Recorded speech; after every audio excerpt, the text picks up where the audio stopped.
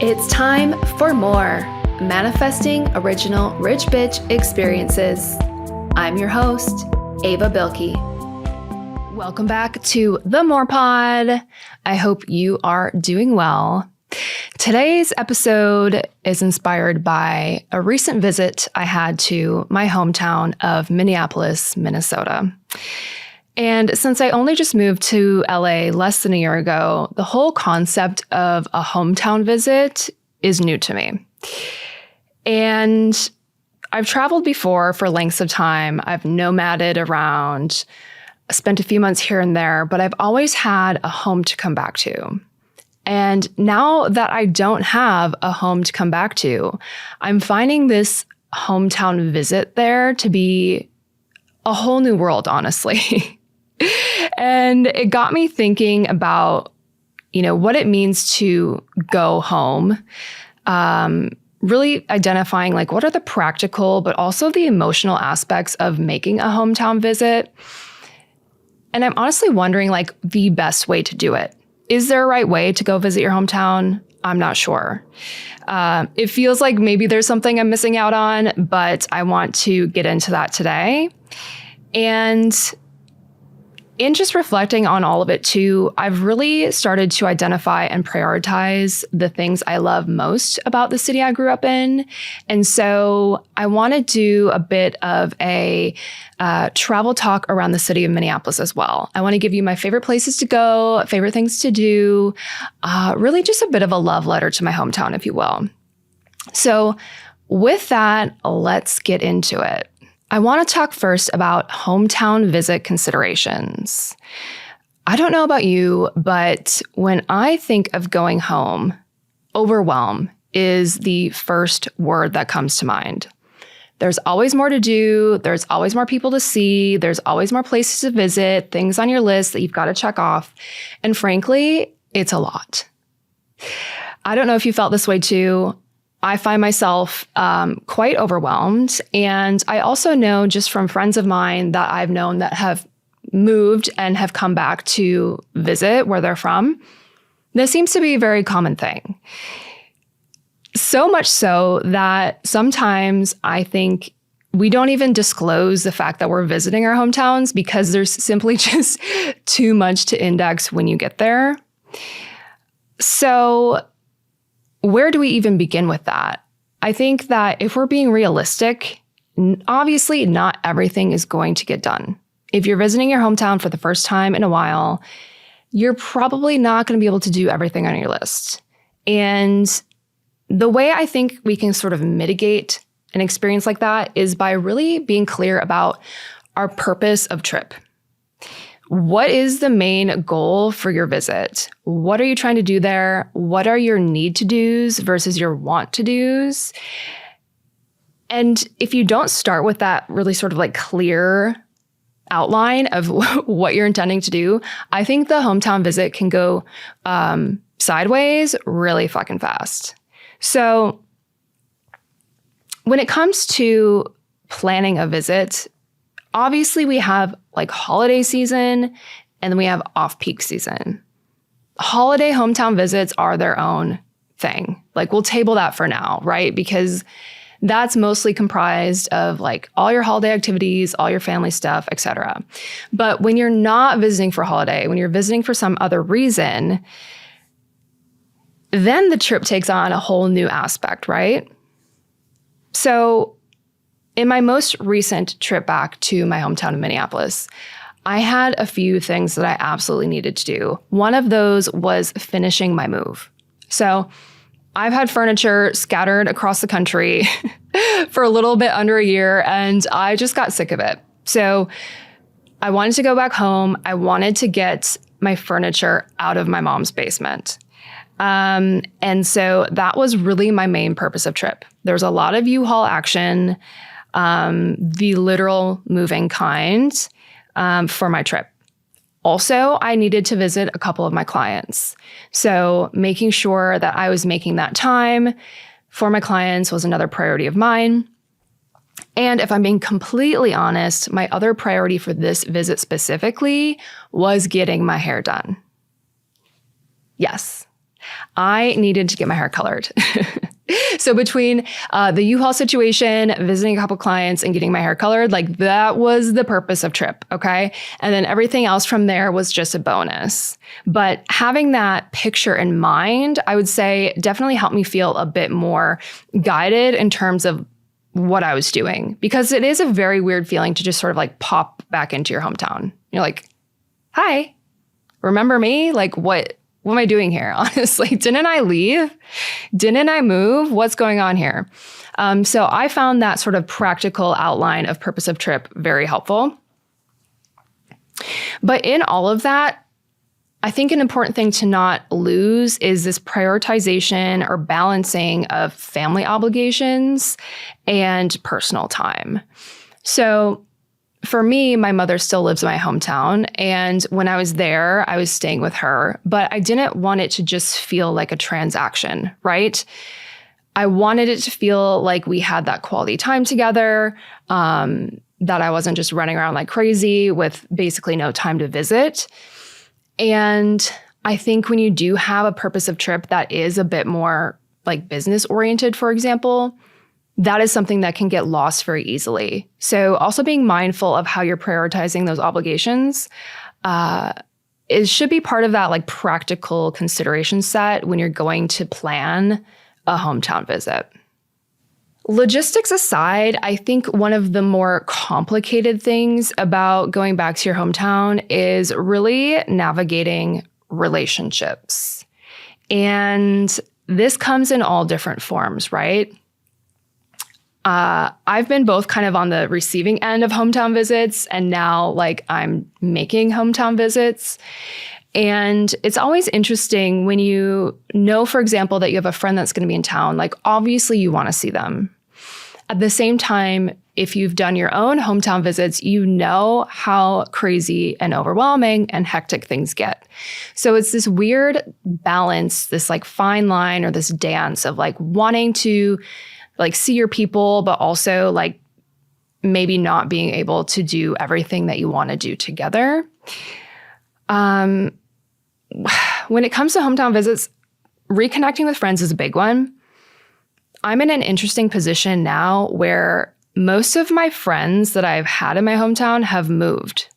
I would say in the last like 1, 2, 3, even 4 years, my best friends from home now live in completely different cities, completely different states, some of them either different countries. And so personally, I'm in a bit of a weird situation where it's like, I'm almost looking to make new connections when I'm home, which is so weird. It's a really weird feeling to go back to your hometown and feel like you have practically no friends there. Like I can think of 2 friends that I now have. Love you. 2 friends that I now have in my hometown. So reconnecting with friends, obviously something to consider.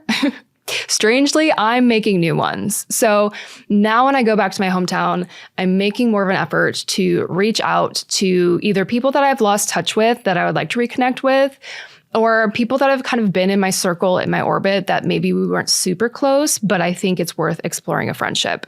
And I think my main purpose in doing this is just that I want to feel like I have community in the place that I grew up. So regardless of how many friends you do or do not have in your hometown, obviously that's a huge aspect of like going home, so to speak. Another big part of navigating the relationships I have found is like the family dynamics, but also the family expectations. So again, if you have family in your hometown and you are there, there's probably a strong expectation that you will visit them. And if you don't visit them, you might be on the shit list. Might be speaking from experience, might not, who knows? But this, again, can be really tricky because if you have a limited amount of time, like, is it a reasonable expectation from your family members that you will see every one of them? Personally, I don't think so. If you have family that you're not super close to, that you don't talk to on a regular basis, I don't think you should have any obligation to visit them when you're home. Similarly, if you have family members that you're not on good terms with, I don't think you have any obligation to visit them when you're home. And that might be slightly controversial. I know that some people view family as like a definitive, like family is family. And so you have to do that kind of shit. I personally like more the idea of chosen family and chosen family based on, shared values, love, respect, relationship that you have with people. So family is a really tricky one. And if I'm being completely honest, I didn't tell the majority of my family that I was back home a few weeks ago when I was there. I didn't. My mom knew. My mom and I are pretty close. We talk a lot. We have a good relationship. I stay with her when I'm there.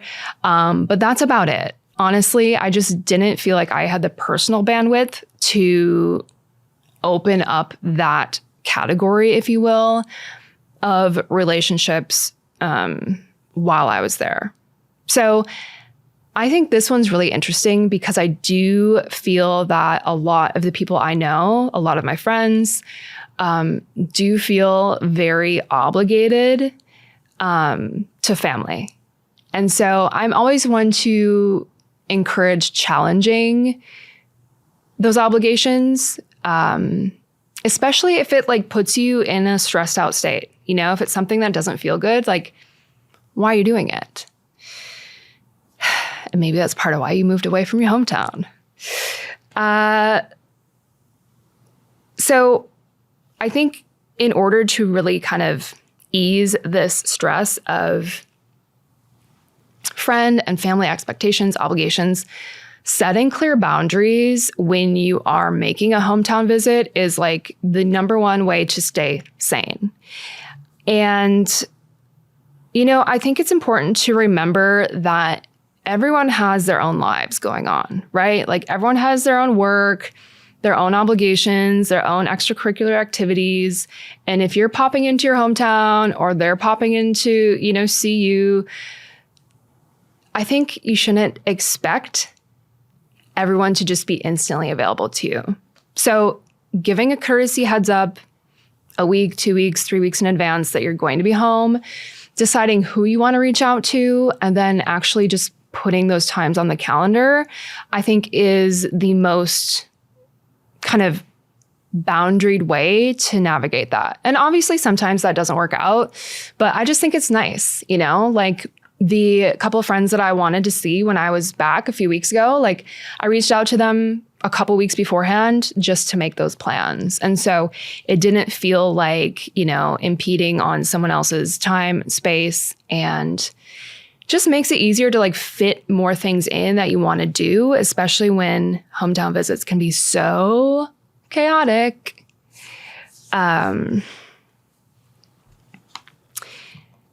So those were the things that I was really thinking about when it comes to the practical aspects of going home. I also think that there is an emotional aspect to it. And really, if you kind of take a step back, for me, it seems like it's more of like a personal growth thing, right? So I think it's important to acknowledge that, everyone has a different relationship to where they're from. Especially if you don't currently live in the place where you're from now.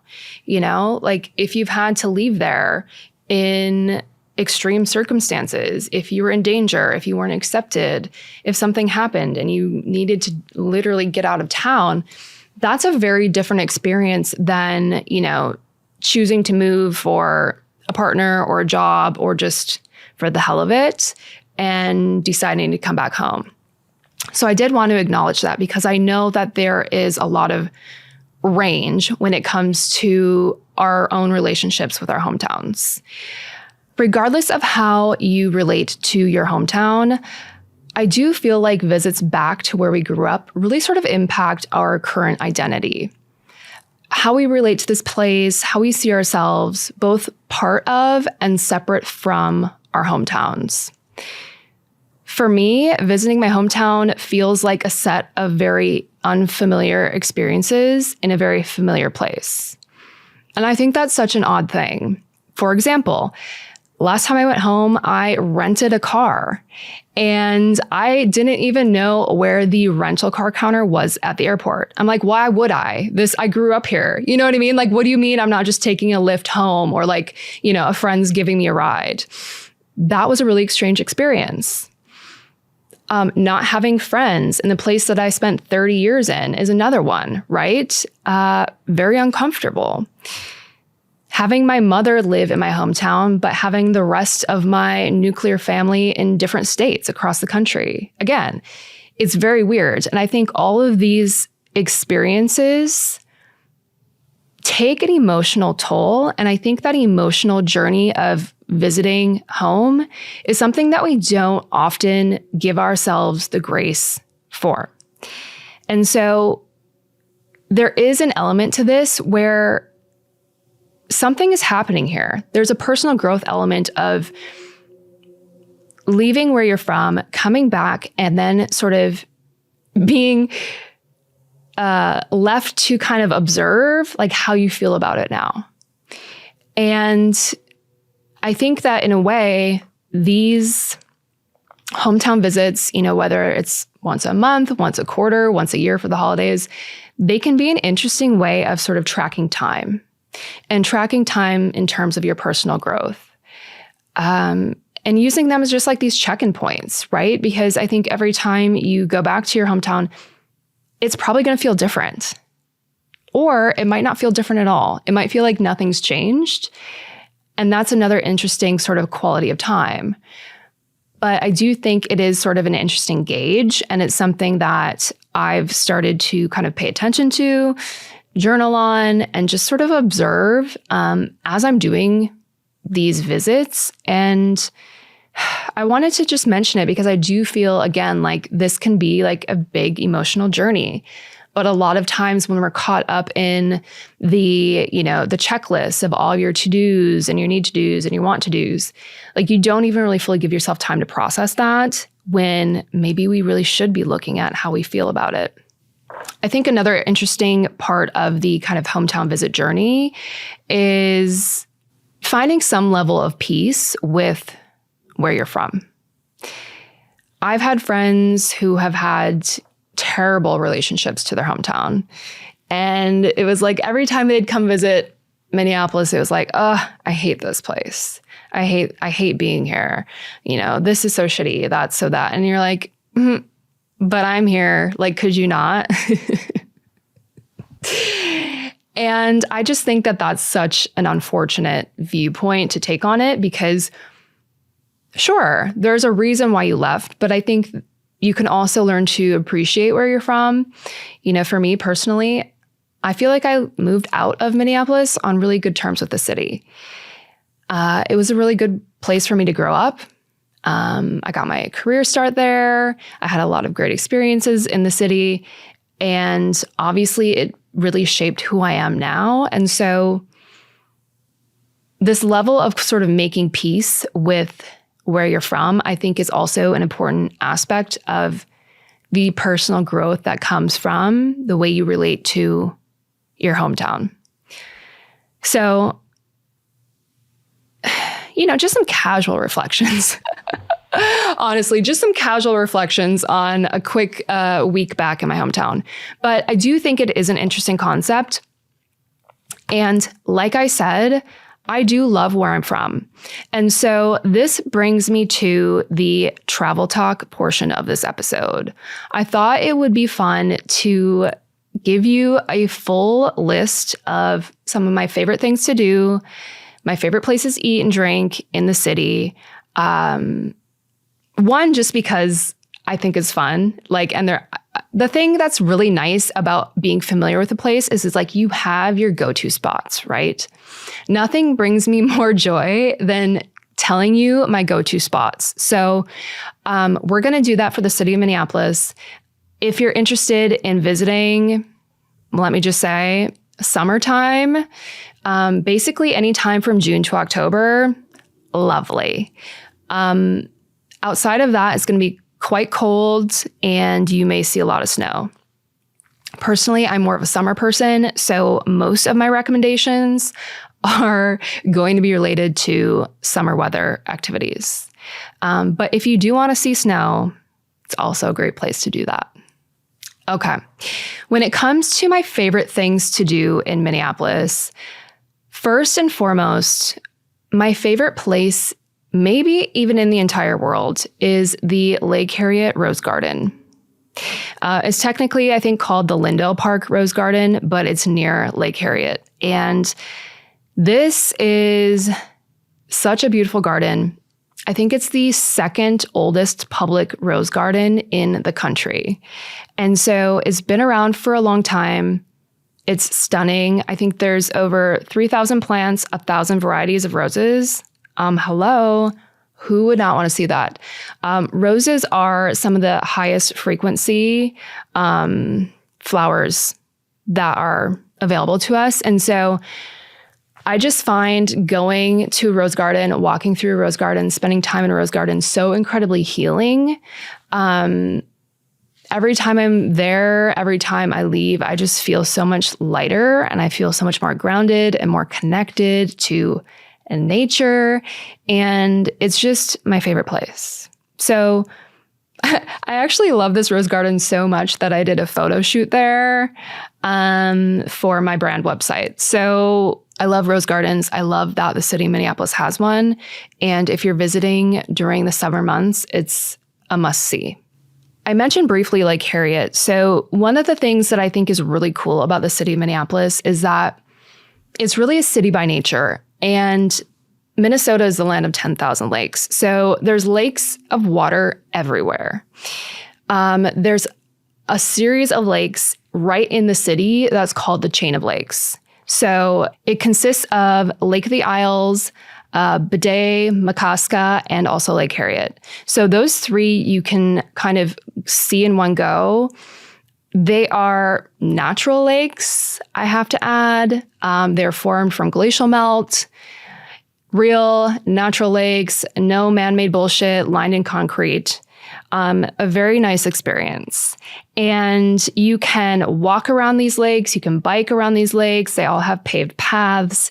You can paddleboard, kayak, sail. You can swim in them. Basically anything, but there's no like motored boats available on the lakes. So it's a really nice vibe. And so if you're looking for something to do that's just super chill, you know, you can bring a picnic, you can go to the beach, you can swim, or you can walk around, bike around. It's just a good time. It's just a good time. And I think it's so cool to have this fresh water right in the city. You know, it's not like you have to go on a huge drive just to reach this nature. It's incredibly accessible. And it's probably one of the best things objectively about Minneapolis. Sometimes I do miss it. Continuing on with the nature, though, because we have a lot of it, like I said, Minnehaha Falls is also a gorgeous site in the city. It's a huge waterfall, really incredible. In the wintertime, it actually freezes and looks cool too. But again, in the summer, the water is free flowing. It's nice to kind of just like walk around, hang out by the falls. There are concessions. You can get a snack there. You can get a glass of wine. And that's just a really nice thing too. I think, again, growing up there, I probably took this for granted. I say probably, I definitely took for granted just the amount of natural beauty that's right in the city and just how much water there is. Another great thing to do outside, you can walk through the Walker Art Center. And so there's a sculpture garden there, and there's a really kind of famous sculpture of, it's called the Spoonbridge cherry. It's a cherry on a spoon, and it's huge. Arguably, if you haven't seen the spoon cherry or the big blue cock, like you really haven't even been to Minneapolis. So Walker Art Center is another good one to walk around. By the way, all of these things are free. Like, you don't need to pay to, go to the lakes or go to the falls or walk through the Minneapolis Sculpture Garden. All incredibly accessible things to do, really fun things to do on a nice day. When it comes to more like venue type of stuff, one of my favorite things is to see a concert at First Avenue. So First Avenue is one of the oldest running independent music venues that's locally owned, I think, in the country. And it started off actually as a Greyhound bus station in the 70s, and then shortly after converted to the music venue, and it's been a venue ever since. So First Avenue, you may have heard of it if you're a fan of Prince. This was his home turf for a while. Played a lot of shows there. Purple Rain, all of it. So this is a very iconic place. It's very nostalgic for, I think, a lot of people. But it's also, I think it's a 1,500 cap venue. So if you can catch a band there, like right before they're going to blow up, it's one of the most incredible music experiences. Some of my favorite concerts I've heard at that venue.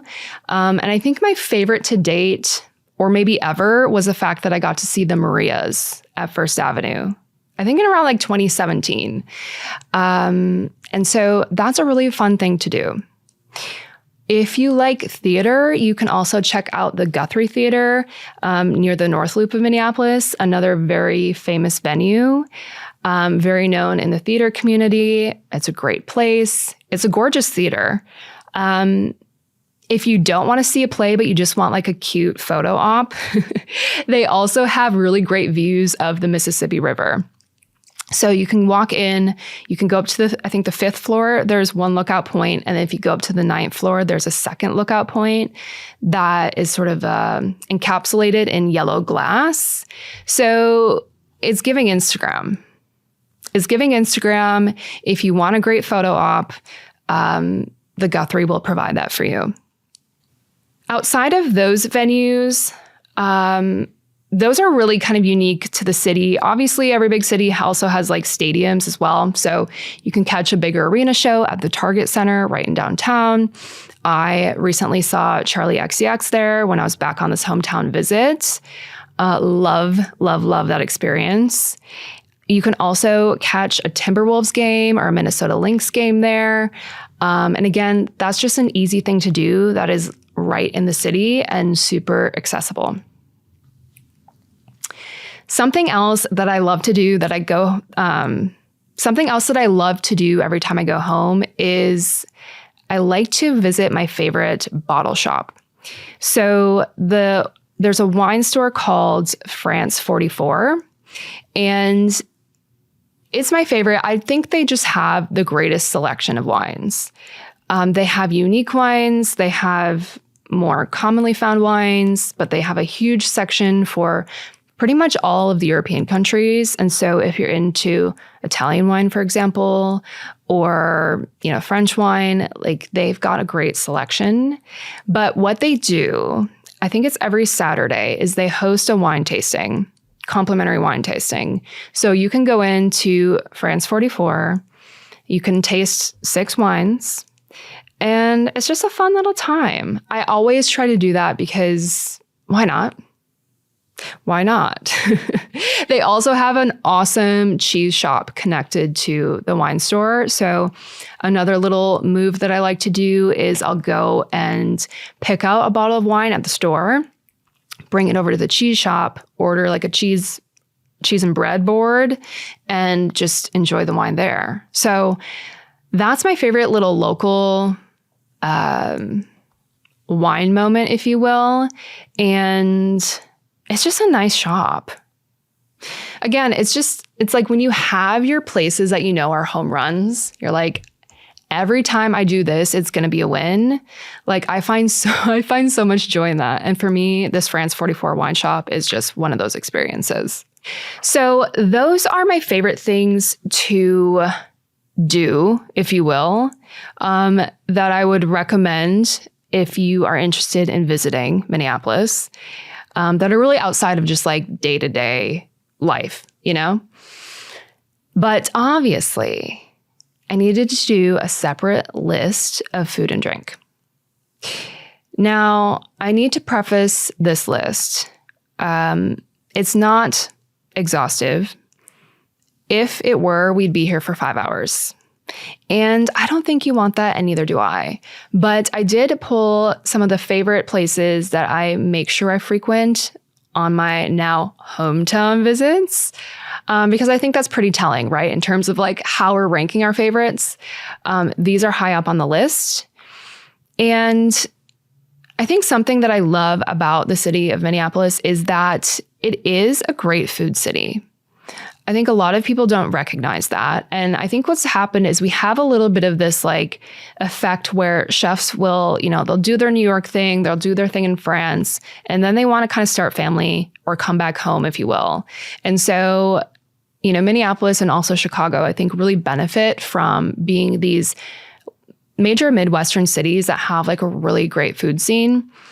And the thing about it that I love the most is like the value exchange in the sense of what you get for like quality ingredients, unique dishes, for the price point that you pay in a city like Minneapolis is unbeatable, truly. And it has made travel and just moving and dining in other cities around the world hard for me. Because if I don't feel like I get that same value exchange, I'm not happy. Like you never want to feel like you've overpaid for just like average food, or like for just like the smallest portions and you have to go across the street to McDonald's after you're at Nobu, right? Like we don't need that. So I think Minneapolis is a great food city. Here are some of my favorites. My first stop every single time is at a restaurant called Colita. And this restaurant it's Oaxacan Tex-Mex, but everything on the menu is gluten-free. So there's tostadas, there's tacos, there's some kind of main like meat-oriented dishes. They do a lot of smoked meats there. Incredible. I have never had a bad meal at Colita, and I've probably eaten there at least 40 times, 50, I don't know. I mean, who counts? But it's truly one of the most consistent dining experiences. I love it so much. They have really fun cocktails as well. But the thing that you cannot miss if you ever go to Colita is their churros. The churros, like you have to save room for the churros at the end of a meal. Like no other way. Truly incredible. And again, they're gluten-free. And they're so good. This restaurant, you can do it sort of casual or you can do it sort of more formal. So like if you want to just go into the bar, grab a couple tacos, like it can be a kind of casual experience. But also if you want to go and celebrate friends or a birthday, like it can feel like a very like formal experience as well. So it has range. But all in all, I would say this is my consistently favorite restaurant in the city. Sort of similar, but not at all to Colita is another restaurant called Martina. And I say that because they do have the same ownership group. But Martina is in the Linden Hills area of Minneapolis. And this is a bit more of a dinner spot, but it's really great. It's Argentinian food. One of my favorite things on the menu at Martina, well, honestly, it's everything, but they've got a really awesome shaved Brussels sprout salad that I love. And also they make potato churros. So I call them churro. I think on the menu, they're called potato churros. I call them churro fries. Essentially, it's somehow like a twice baked potato, but like it's been fried. It's insane. I don't know. Potato churro fries. Like I've never had those anywhere else. They're a must have at the bar or at, if you're sitting at a table, order them as like an appetizer or a side with your meal. They're incredible. But Martina is another restaurant that I really, really love. If you are looking for pizza, I recommend Young Joni. And Young Joni is owned by a woman called Ann Kim.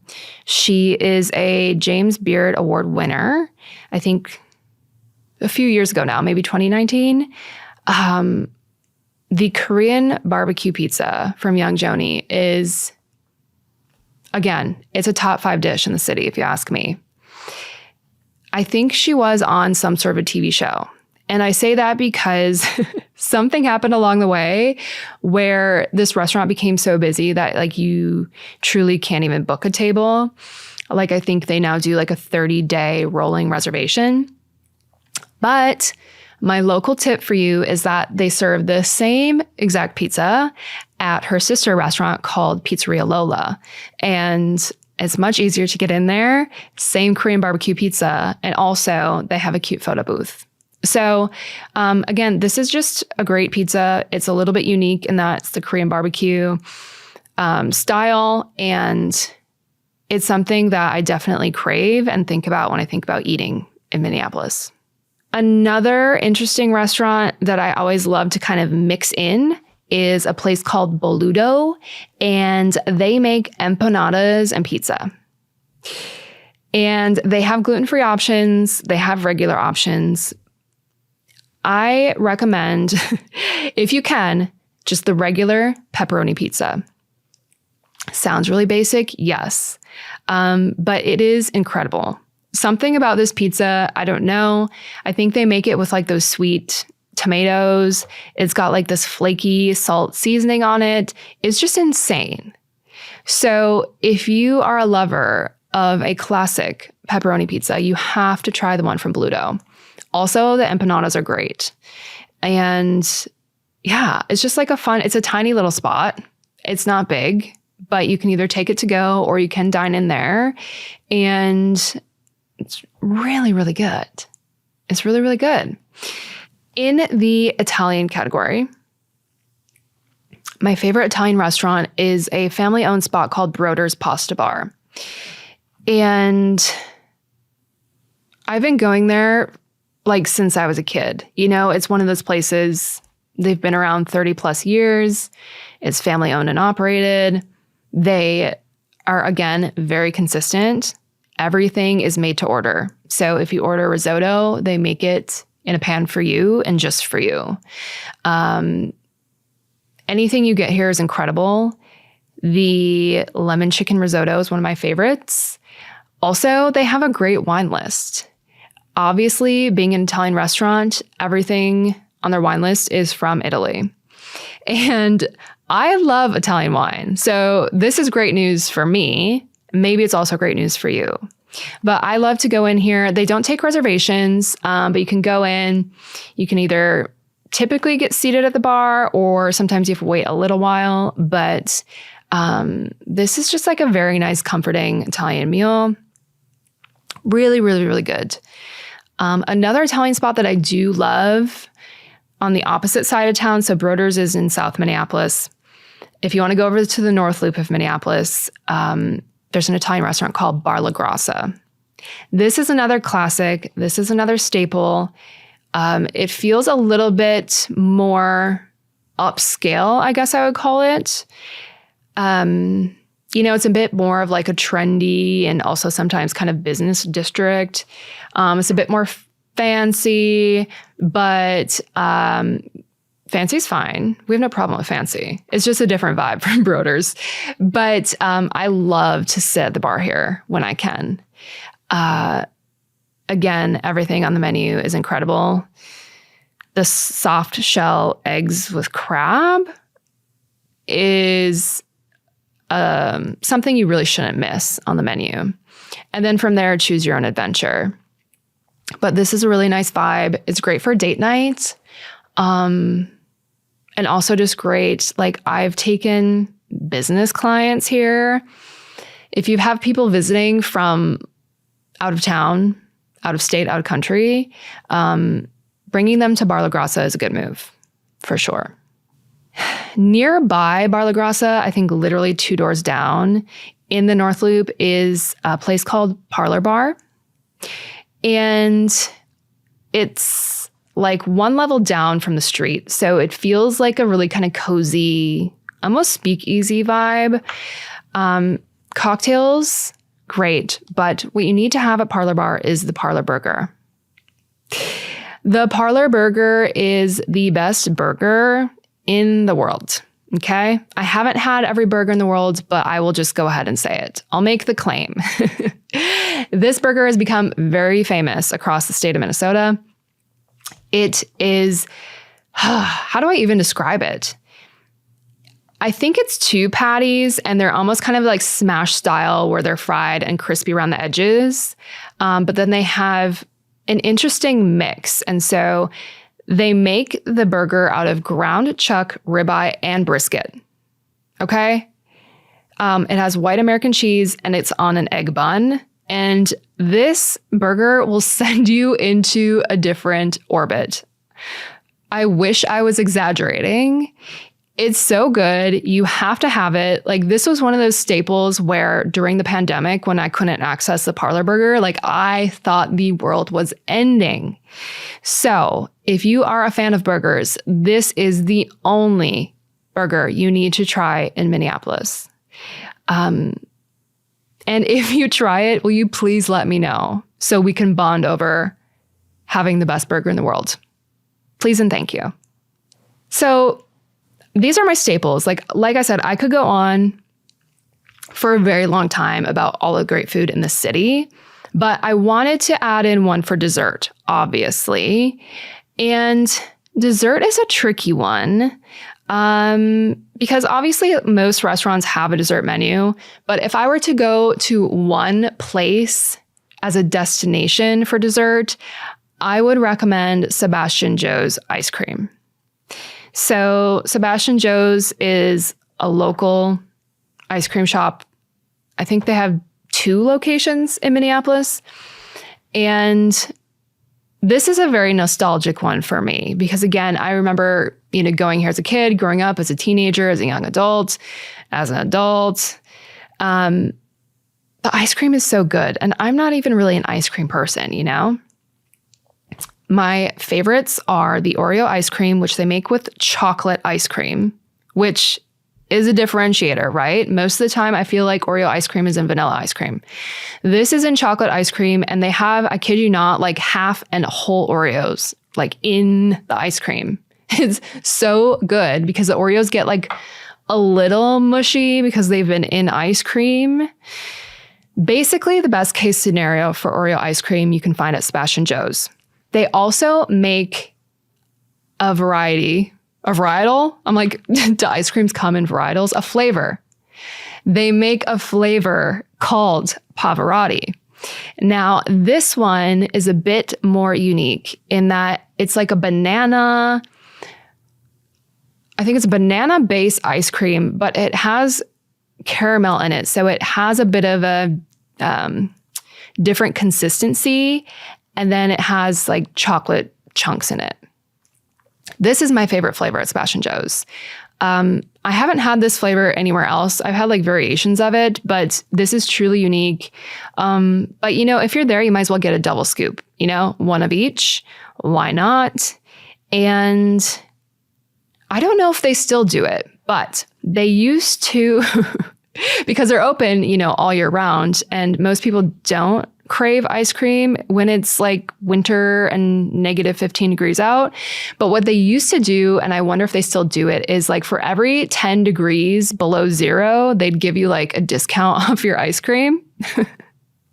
Only in Minnesota would you find that. But just a fun little fact for you about my dessert recommendation, which is Sebastian Joe's.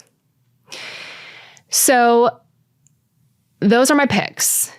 If I had to narrow it down to just like one, it would be Colita. 2, Colita and Parlor Bar for the burger. And everything else is fabulous, but like those are the ones that you can't miss. It's such a great place to eat. And I keep saying that, but it's true. And so if you have the opportunity to go, if you find yourself there, I hope you have an awesome time just eating your way through the city. Truly, it's a great experience. And obviously sprinkle in some of those, other activities as well. But yeah, there's a lot of fun stuff that you can do. And I was thinking about the best time to visit. I think I mentioned this earlier, but truly, if your preference is decent weather, basically, May can be a little dicey. I'd say anytime like late May through end of October, you're probably going to get summer to fall. And summer to fall are, I think, the best seasons. Yes, you can do winter. Yes, you can do spring. It's not going to be as enjoyable for your outdoor activities.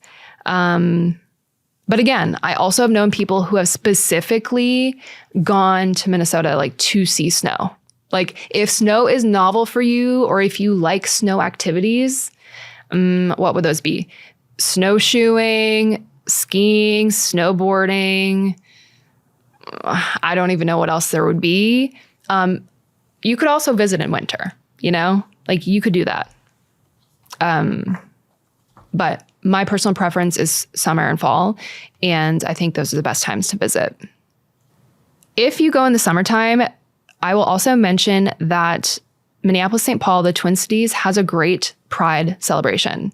So Minnesota Twin Cities Pride is typically the last weekend of June. In 2025 is June 28th and June 29th. So that can be a really fun reason to go to the city. There's a lot of things going on. There's a parade, there's a festival. It's all pretty much happening in downtown, right across from the Walker Art Center and the Minneapolis Sculpture Garden that I mentioned earlier.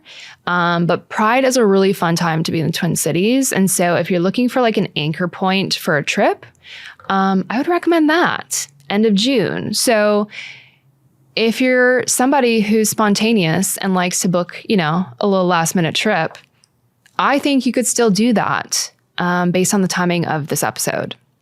Just saying, if you're in the mood to YOLO, now's the time.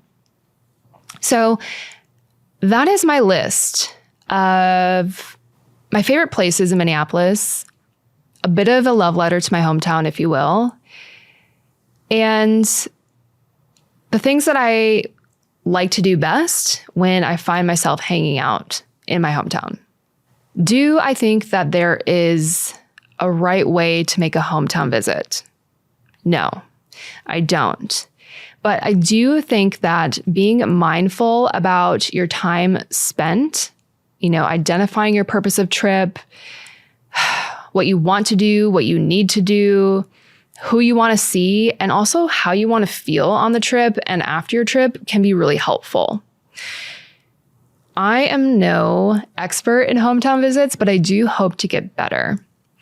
And, if you have a hometown visit on the horizon, or maybe you've been putting off a visit to your hometown for a while, I encourage you to maybe consider that trip. I think there's a lot of personal growth aspects that are pretty valuable when you stop to think about it. How we relate to the places that we grew up, what we can gain from that. And at the same time, it is an emotional journey. So I think, going back to our hometowns, it should be something that we recognize as taking a toll. And if you decide that you go on a hometown visit and that you need a vacation from your vacation, like that is totally valid. I know I felt that way, especially when you try to pack in too much shit. So take it easy, give yourself space and really sort of try to lean into like what you can kind of learn from a hometown visit and just like your difference in perspective, the things that you observe when you're back in the place that used to be your home. If you are planning a trip to Minneapolis specifically, I hope that these recommendations help. If you want more personalized recommendations, please feel free to reach out. It's my favorite thing to do, and I would be more than happy to give you a curated, personalized list of things that you want to do. So let me know if that's you. I'm super happy to give recommendations. And I think that's about it. Thank you so much for listening. Thanks for watching. If you are listening to the show, please be sure to leave a 5-star rating, a 5-star review on Apple and Spotify. If you're watching the podcast, please make sure that you are subscribed on YouTube so that you do not miss an episode.